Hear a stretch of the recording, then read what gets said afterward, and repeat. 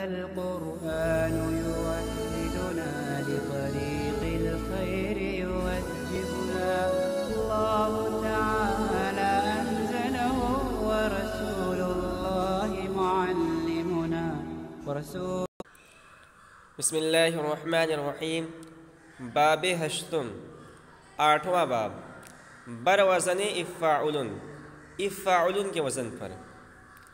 تو یہ اثلاثی مزید فی غیر ملحق و رباعی با حمزہ وصل کے ابواب چل رہے تھے، اور ان ابواب میں سے ہم نے 7 ابواب کو پڑھ لیا ہے. آج ہم 8ویں باب کو پڑھیں گے. تو یہ 8واں باب بر افعل کے وزن پر ہے.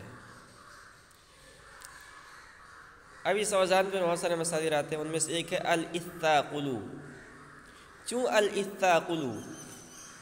جیسے کہ اثاقل گراں بار شدن و خود را گراں بار سختن، بوجھل بننا اور بوجھل ہونا دونوں معنی آتے ہیں اس کے. تصریف ہو اثاقل یثاقل. اب اس میں دیکھیے مضارع میں دھیان رکھیں، مضارع کے اندر اور فعل امر کے اندر. اس میں مضارع کہ جو کلمہ ہوتا ہے عین کلمہ وہ مفتوح ہوتا ہے. اثاقل یثاقل اثاقلا فهو مثاقل، الامر منه اثاقل والنهي عنه لا تثاقل.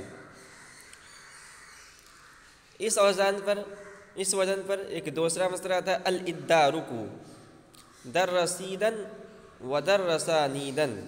اس کے 2 معنی آتے ہیں، پہنچنا اور پہنچانا. گردان کرتے ہیں ادارک یدارک ادارکن فهو مدارک، الامر منه ادارک والنهی عنه لا تدارک.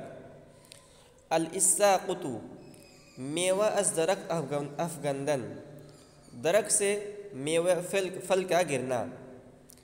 اساقط یساقط اساقطا فهو مساقط، الامر منه اساقط والنهی عنه لا تساقط. الاشابہ ہم شکل شدن، ہم شکل ہونا. اشابہ یشابہ اشابہ فهو مشابہ، الامر منه اشابہ والنهی عنه لا تشابہ. الاصالح با یک دیگر آشتی کردن، ایک دوسرے سے صلح کرنا. الصالح یصالح اصالحا فهو مصالح، الامر منه الصالح والنهی عنه لا تصالح.